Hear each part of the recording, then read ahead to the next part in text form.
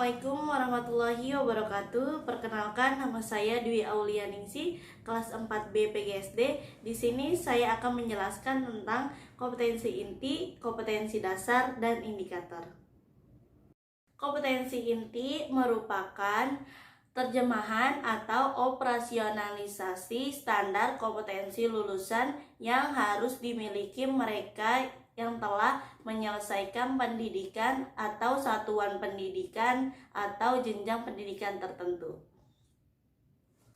Bisa juga diartikan sebagai gambaran mengenai kompetensi utama yang dikelompokkan dalam aspek sikap, pengetahuan, dan keterampilan, atau sering disebut afektif, kognitif, dan psikomotor yang harus dimiliki peserta didik untuk suatu jenjang pendidikan tertentu.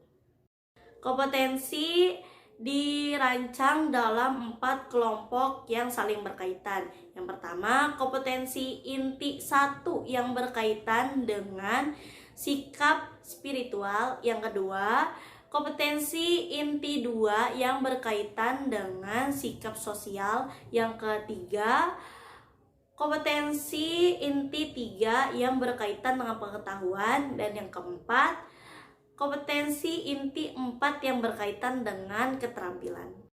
Selanjutnya yaitu pengertian dari kompetensi dasar. Kompetensi dasar adalah konten atau kompetensi yang terdiri atas sikap, pengetahuan, dan keterampilan yang bersumber pada kompetensi inti yang harus dikuasai oleh peserta didik. Pemaparan Schweikert 1994 untuk mengkaji kompetensi dasar pelajaran sebagaimana tercantum pada isi dilakukan dengan memperhatikan hal-hal berikut. Yang pertama, urutan berdasarkan hierarki konsep disiplin ilmu dan atau tingkat kesulitan materi. Tidak harus selalu sesuai dengan urutan yang ada di standar isi. Yang kedua, keterkaitan antara standar kompetensi dan kompetensi dasar dalam mata pelajaran. Yang ketiga, keterampilan antara standar kompetensi dan kompetensi dasar antar mata pelajaran. Assalamualaikum warahmatullahi wabarakatuh. Perkenalkan, nama saya Fadlatur Ramdan. Pada kesempatan kali ini saya ingin melanjutkan presentasi yang sudah dibawakan oleh saudari Aul, yaitu tentang prinsip-prinsip yang dimiliki kompetensi dasar. Prinsip-prinsip yang harus diperhatikan dalam merumuskan kompetensi dasar yaitu ada 4. Yang pertama, meluas, seimbang, relevan, dan perbedaan. Yang pertama, meluas.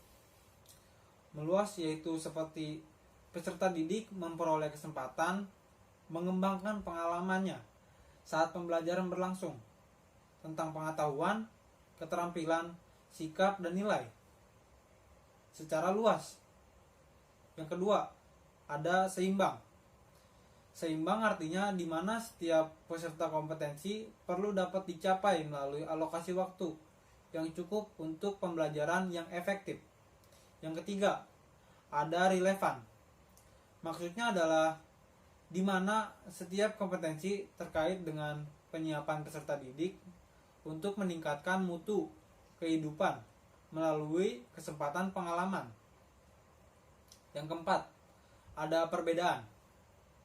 Perbedaan merupakan upaya pelayanan individual di mana peserta didik perlu memahami apa yang perlu untuk dipelajari, bagaimana berpikir, bagaimana berbuat untuk mengembangkan kompetensi serta kebutuhan individu masing-masing.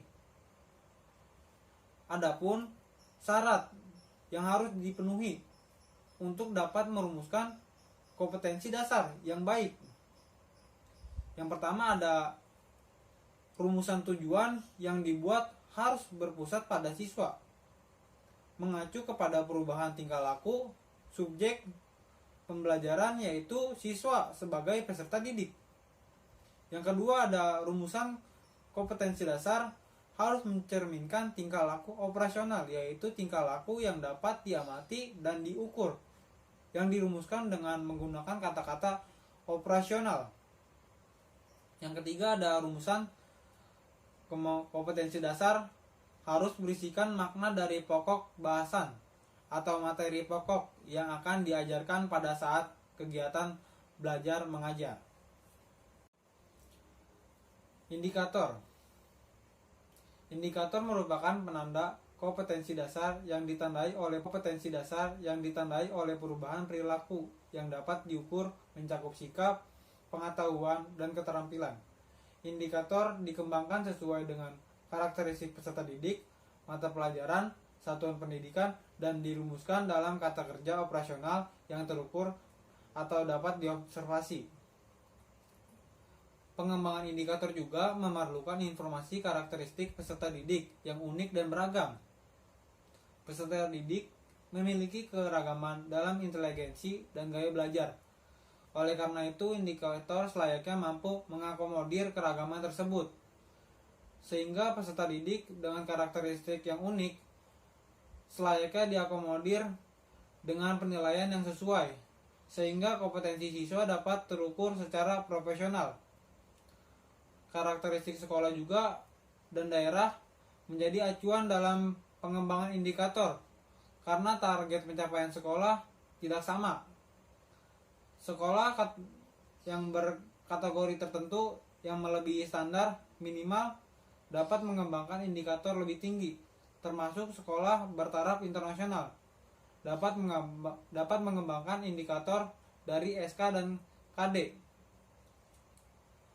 Dengan mengkaji tautan kompetensi sesuai rujukan standar nasional yang digunakan, sekolah dengan keunggulan tertentu juga dapat menjadi pertimbangan dan mengembangkan indikator.